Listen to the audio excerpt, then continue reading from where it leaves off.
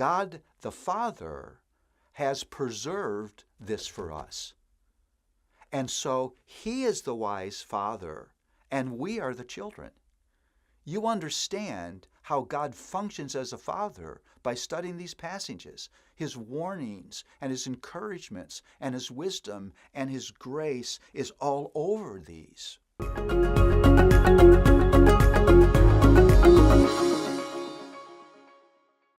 Well, the third theme I want to consider with you is all over Proverbs, but it's not as evident. It is the fatherhood of God. You may say, oh, wait a minute, Paul. I've read the Proverbs. I've studied the Proverbs. I've done Bible studies in the Proverbs. I haven't seen any proverb that talks about the fatherhood of God. Well, let me talk to you about how this emerges in the Proverbs. One of the sweetest, most tender, most encouraging portions of the entire Bible is Proverbs chapter 1 through chapter 7. Here is a father pouring down his wisdom on his son.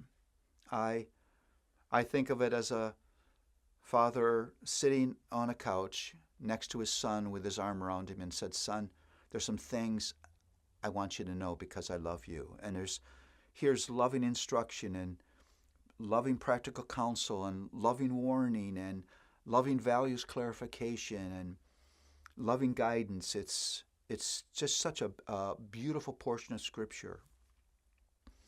And that section is marked by 10 fatherly pleas or appeals.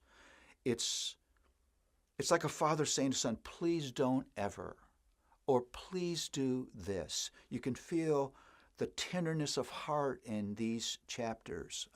Chapter 1, the father says, "Do not run after unjust gain." It's a warning against greed. Greed will destroy your life. Chapter 2, father says, if you get anything, get wisdom. It's the treasure of treasures. Chapter 3 is a call to fear the Lord. The second part of chapter 3 is a call to stay inside of wisdom's boundaries and don't demand your own way. First part of chapter 4, the father says, make wisdom your tradition, your legacy. Lay down a legacy of wisdom. I love that. You're always building some kind of legacy. Middle part of chapter 4, father says there's only two ways of living, son.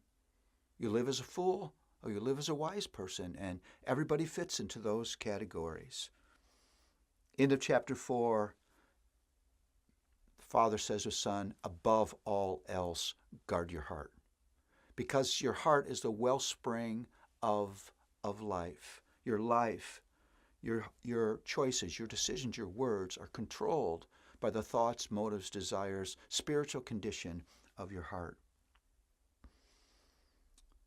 The ninth appeal is in chapter 5. It's about the importance of sexual morality. And then chapter 7 is a call to run from sexual temptation. Now you say, well, what does that have to do with the fatherhood of God? That's just fatherly wisdom, because God the Father has preserved this for us.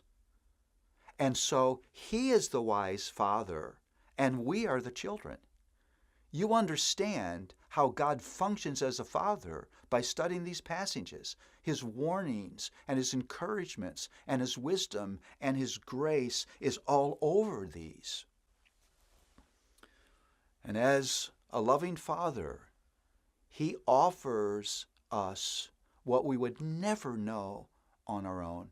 I often think as I'm reading this passage of a young child, doesn't know what he needs to eat, doesn't know that he needs to sleep, doesn't know what is dangerous, doesn't know the importance of his parents' authority. He doesn't know. That's us. And so we need a Father who will come to us and be generous in love and generous in wisdom. And the generosity of the fatherhood of God is all over the Proverbs. He gives and he gives and he gives guidance and warning and grace and deliverance and promises because he loves us.